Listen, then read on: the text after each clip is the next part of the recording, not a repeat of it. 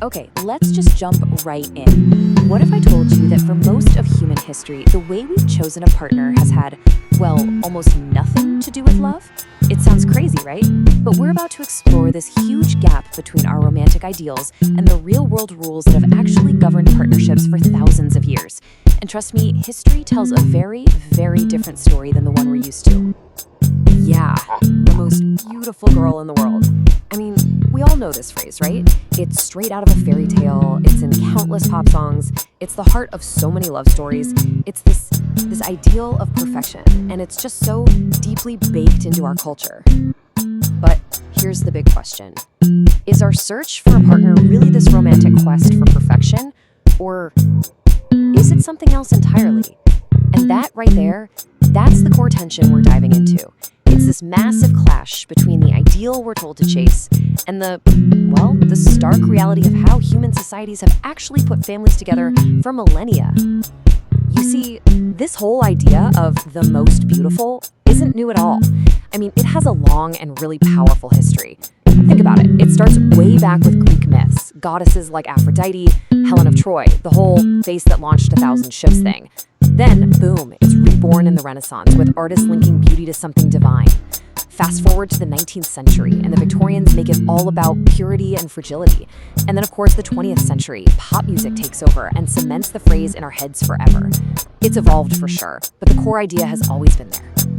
But what's really interesting is how our culture treats this ideal. It's not just a prize to be won, no. It's consistently shown as a source of immense power, and also immense danger. I mean, look at Snow White. Her beauty gets her a prince, but it also nearly gets her killed by a jealous queen. Or think about all those myths from China and India where the most beautiful women had enough power to literally topple empires. The message is pretty clear. This kind of idealization, it's a volatile, double-edged sword. Okay, so let's pivot. Let's step away from that romantic ideal and look at the cold, hard, anthropological reality. Because for most of human history, marriage wasn't defined by love or beauty. It was defined as a pragmatic social contract, a socially approved sexual and economic union, with rights and obligations. That's it. Pretty unromantic, huh? So that begs the question, right? If it's not about love, then why on earth did marriage become this near universal human custom? Why is it a cornerstone of nearly every society? Well, anthropologists have been wrestling with this for a long time, and the answer? It has a lot more to do with survival than it does with finding your soulmate. Now, you might be thinking of the obvious reasons. You know, sharing work between men and women, or caring for our kids who are dependent for so long, maybe to reduce competition between guys. And those are all good theories, but they don't totally hold up, because societies could, and often did, solve those problems in other ways, like through the larger community. So that suggests there's a deeper, more fundamental reason marriage became so common. And here's the leading theory. They call it the incompatibility theory. It basically says marriage evolved to solve a uniquely human problem. Once we started walking on two legs and relying on hunting, it created a crisis. How can a mother effectively hunt for food and care for a totally helpless baby at the same time? It's nearly impossible. A stable bond with a partner, what we call marriage, was the most efficient solution to this fundamental survival problem. And this is where things get really interesting, because our modern Western idea of one-on-one marriage, it's not the norm. Not even close when you look globally. We think of monogamy as the default, right? But check this out. Across the entire ethnographic record, it's a minority practice. A whopping 80% of societies known to anthropology have allowed for polygyny. That's one man having multiple wives. So why is polygyny so widespread? Well, it's not random. It's strongly tied to specific conditions. For example, if there's high male mortality from constant warfare, it creates a surplus of women. Polygyny becomes a practical way to make sure all women can marry and have kids. Or, in places with a lot of disease, it can be a reproductive strategy. Women choose the healthiest mate available, even if he's already married. And sometimes, it's just straight up economics. In societies where women contribute a lot to subsistence, more wives can literally mean a wealthier household. Okay, let this number sink in for a moment. 75%. That's how many societies known to anthropology involve at least one major economic transaction as part of a marriage. So we're not talking about a minor detail here. This is a core, fundamental component of the institution for most of the world. And that economic transaction usually takes one of two forms. You have bride price, where the groom's family gives wealth to the bride's family, almost like compensation. Then you have dowry, where the bride's family gives wealth to the new couple. And you know what's fascinating?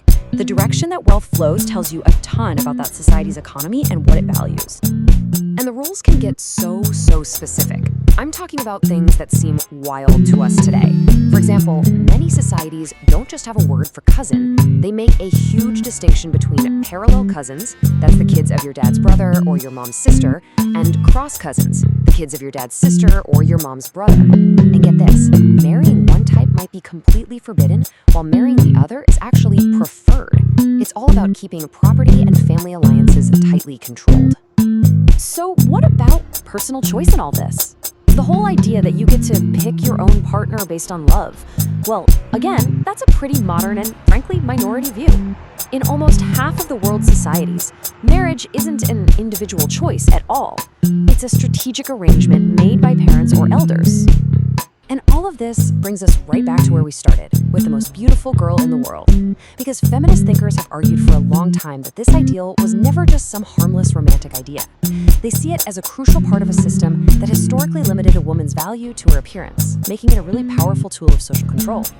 And today, in the digital age, oh man, this ancient ideal is amplified like never before. It's everywhere. It's in Instagram hashtags, it's in those fan polls constantly crowning a new most beautiful celebrity or K-pop idol.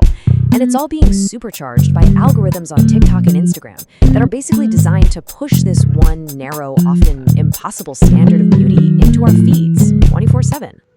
And look, this isn't just me talking about culture. The science is backing this up. Recent psychological studies are confirming that all this exposure to idealized beauty has measurable and often really harmful effects.